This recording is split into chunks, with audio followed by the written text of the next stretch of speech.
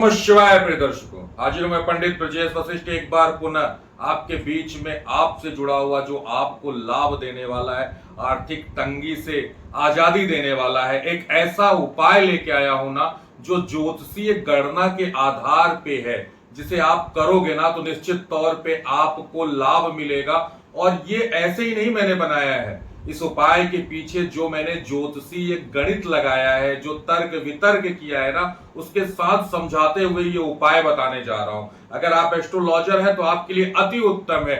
नहीं है, अगर आप एक आम इंसान है जिसे बिल्कुल एस्ट्रोलॉजी नहीं आती, तो भी आप इसे सुन सकते हैं, इस उपाय को जान सकते हैं और इस उपाय के द्वारा अपने शुक्र की स्थिति अच्छी कर सकते हैं। शुक्र बहुत अच्छा हो जाएगा, आपका 12वां घर अच्छा हो जाएगा।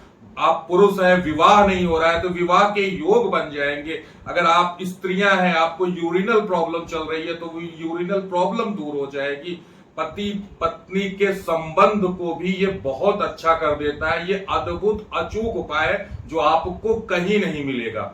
मैंने निकाला है उसे महादेव की कृपा से, जो आपके बीच में रख रहा हूं।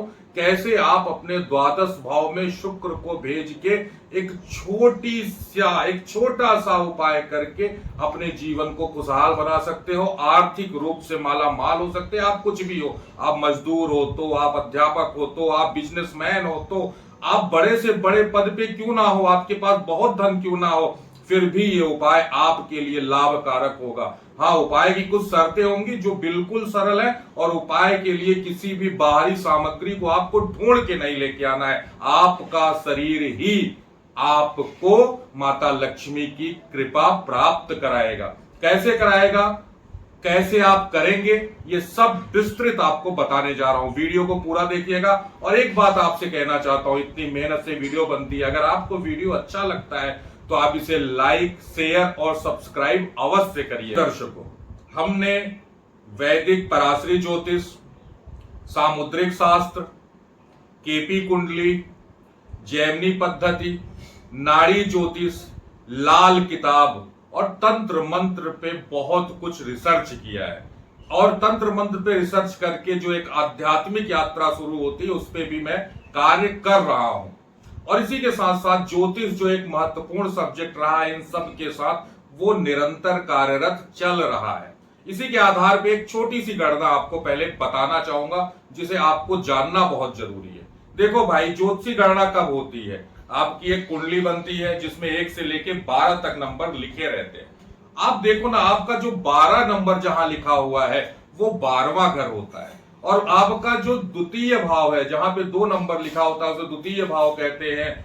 वो आपका धन का भाव है, वो आपके एनर्जी का भाव है, वो आपके फूड का भाव है, वो उस सब चीजों को दर्शाता है। ध्यान दो, जब आप जन्म लेते हो तो आप पहले लग्न में होते हो। लग्न क्या है? आपका शरीर है। जब आपको शरीर मिल जाता है तो इस शरीर को बनाए रखने के लिए ऊर्जा की आवश्यकता होती है, भोजन की आवश्यकता होती है, फूड की आवश्यकता होती है, धन की आवश्यकता होती है, फिर कुटुंब की आवश्यकता होती है। वो सब आपको कहां से मिलता है? आपके सेकेंड हाउस से। फिर जब इतना सब कुछ हो जाता है तो फिर जब आपको ये सारी चीजें मिल जाती तो आपके अंदर आकर्षण जागता है। आप अपनी मन की चीजों को करना चाहते हैं, अपने पराक्रम से बहुत कुछ हासिल करना चाहते हैं। और उसी हासिल करने का जो भाव है वो थर्ड हाउस है। जब ये सब हासिल कर लेते हैं तो आपको सुकून चाहिए, और उस सुकून के लिए आप क्या बनाते हैं? एक छोटा सा घर बनाते हैं। वो आपका 4th हाउस है, जिसे आत्मिक शांति कहते हैं। उसके बाद आप सोचते हैं कुछ चीजों को बढ़ाया जाए, और 5th हाउस नई चीजें क्रिएट करते हैं, संतान का भाव, वो 5वां घर होता है। जब ये सारी चीजें हो जाती है उसके बाद आपकी मित्र मंडली भी आती है, आप सेवाएं भी देते हैं जिससे आप धन कमाते हैं, आप परिवार को चलाने के लिए ऋण भी लेते हैं। और इस दौरान आप जब ऊंचाइयों को छूते हैं तो आपके शत्रु भी बनते हैं। 6ठा घर आपके शत्रु का घर है और 7वां घर आपकी पत्नी का घर होता है, जिसे हम शुक्र का घर कहते हैं। और जहां जाके शनि उच्च का होता है, और 8वां मोक्ष होता है।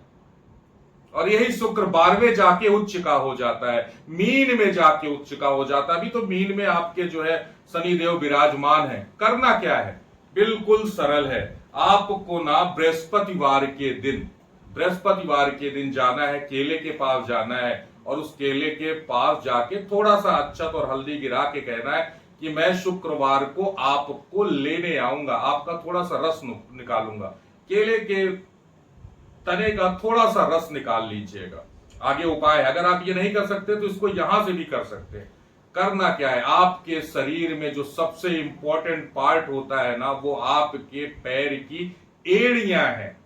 इस पैर की एड़ियों से कैसे आप अपने आर्थिक स्थिति को, धन संपत्ति को बहुत अच्छा कर सकते हो, उसे ध्यान से सुनिएगा। सबसे पहले, अगर आपको ऐसा लगता है कि आपके ऊपर तंत्र प्रयोग है, मारक है, लक्ष्मी बांध दी गई है, भूत प्रेत का साया है, कुछ भी ऐसा किया कराया है, तो सबसे पहले आपको क्या करना है, आपको जब आप स्नान करने लगेंगे, शावर में स्नान करते हैं खड़े होके तो अति उत्तम है, बैठ के भी स्नान करते हैं, तो जब लास्ट में स्नान करने लगिएगा तो हर हर गंगे हर हर महादेव बोलना है। ये बोल के आपको आना है और उसके बाद इस उपाय को करना है। कैसे करेंगे, आपको कुछ नहीं करना है, सिर्फ दही से अपने पैर के एड़ियों को साफ करना है। एड़ियों को साफ करना है, रगड़ रगड़ के साफ करना है। आपको अपने एड़ियों को, जैसे आप अपने फेस को निखारते हैं ना, वैसे अपने एड़ियों को रगड़ रगड़ के साफ करना शुरू कर दीजिए, क्योंकि वहां पे शनि बैठा है। उसे अच्छा बनाइए, उसका जितना ख्याल रखेंगे आप, चाहे जो भी हैं, और वो मैं शुक्र के अनुसार बता रहा हूं, 51 दिन एड़ियों को अच्छे से साफ करिए, उसे गंदा मत होने दीजिए, उसे कुछ सेंटेड ऑयल वगैरह लगा के उसे अच्छे से मसाज करिए, क्लीम शब्द का प्रयोग करिए। आप ऐसा 51 दिन करके देखिएगा, आर्थिक तंगी कहां चली जाएगी आपको पता भी नहीं रहेगा। और मैं यही आपके बीच में हूं, करके देखिएगा, अचूक उपाय है।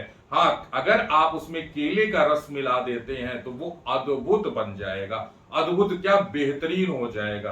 करके देखिएगा। और इसी के साथ जो एक महत्वपूर्ण चीज बताने जा रहे हैं, इसमें आपके लिए सबसे अच्छा क्या होगा, अगर आप ओम क्लीम ओम क्लीम ओम क्लीम ओम क्लीम इन तीनों उंगलियों का प्रयोग करके उसे आप रगड़ रगड़ के साफ करते हैं, 51 दिन करके देखिएगा, माता लक्ष्मी की विशेष कृपा आपको प्राप्त हो जाएगी। धन्यवाद।